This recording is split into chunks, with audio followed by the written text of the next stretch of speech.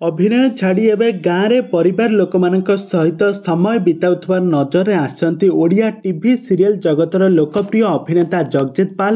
ଦର୍ଶକ ବନ୍ଧୁ, ଆପଣମାନେ ଜଗଜିତ ପାଲକୁ ବେଶ ଭଲ ଭାବରେ ଜାଣିଥିବେ। ତ ଏବେ ଜଗଜିତ ପାଲ ତାଙ୍କ ପରିବାର ଲୋକମାନଙ୍କ ସହିତ ଏବେ ତାଙ୍କ ଗାଁରେ ପରିବାର ଲୋକମାନଙ୍କ ଜେଜେ, ବାପା, ମା ଏବଂ ଭଉଣୀମାନଙ୍କ ସହିତ ବହୁତ ସାରା ସମୟ ବିତାଉଥିବା ନଜରରେ ଆସିଛନ୍ତି। ତେବେ ଦର୍ଶକ ବନ୍ଧୁ, ଆପଣମାନେ ଜଗଜିତ ପାଲକୁ ବେଶ ଭଲ ଭାବରେ ଜାଣିଥିବେ। ଜଗଜିତ ପାଲକୁ ଆପଣମାନେ ପ୍ରଥମ ଥର ପାଇଁ ନୂଆ ବହୁ ସିରିଏଲରେ ଅଭିନୟ କରୁଥିବାର ସ୍ୱାର୍ଥୀ କ୍ୟାରେକ୍ଟରରେ ଖୁବ୍ ସୁନ୍ଦର ଅଭିନୟ କରୁଥିବାର ଦେଖିଥିବେ। ଆଉ ଏହାପରେ ଜଗଜିତ ପାଲ ବହୁତ ସାରା ଓଡ଼ିଆ ସିନେମାରେ ଅଭିନୟ କରିଛନ୍ତି, ବହୁତ ସାରା ୱେବ ସିରିଜରେ ମଧ୍ୟ ଅଭିନୟ କରିଛନ୍ତି। ତ ବର୍ତ୍ତମାନ ସମୟରେ ଜଗଜିତ ପାଲ ଏବେ ଅନୁରାଧା ସିରିଏଲରେ ଲିଡ୍ ହିରୋ ଭାବରେ ଅଭିନୟ କରୁଛନ୍ତି। ତାଙ୍କର ଆକ୍ଟିଂକୁ ଦର୍ଶକମାନେ ବହୁତ ପସନ୍ଦ ମଧ୍ୟ କରୁଛନ୍ତି। ତ ଏବେ ଜଗଜିତ ପାଲ ତାଙ୍କର ଅଭିନୟ ଯାଦୁରେ ସେ ସାରା ଓଡ଼ିଶାର ଲୋକମାନଙ୍କ ମନରେ ଗୋଟେ ଅଲଗା ପ୍ରକାର ସ୍ଥାନ ବନେଇ ପାରିବାରେ ସଫଳ ହୋଇଛନ୍ତି।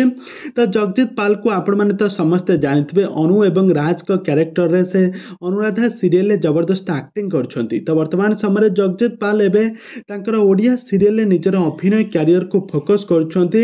ଆଉ ଆପଣମାନେ ଦେଖିଥିବେ, ଆଗାମୀ ଦିନମାନଙ୍କରେ ଶୁଣିଥିବେ ଯେ ଜଗଜିତ ପାଲଙ୍କର ସାନ ଭଉଣୀଙ୍କର ବାହାଘର ସରିଥିଲା। ତ ବାହାଘର ସରିବା ପରେ ଏବେ ଜଗଜିତ ପାଲ ତାଙ୍କ ପରିବାର ସହିତ ସମୟ ବିତାଉଥିବା ନଜରରେ ଆସିଛନ୍ତି। ତାଙ୍କ ଭଉଣୀ ବାହାଘରର ଫଟୋ ଭିଡ଼ିଓ ତ ଆପଣମାନେ ଦେଖିଥିବେ।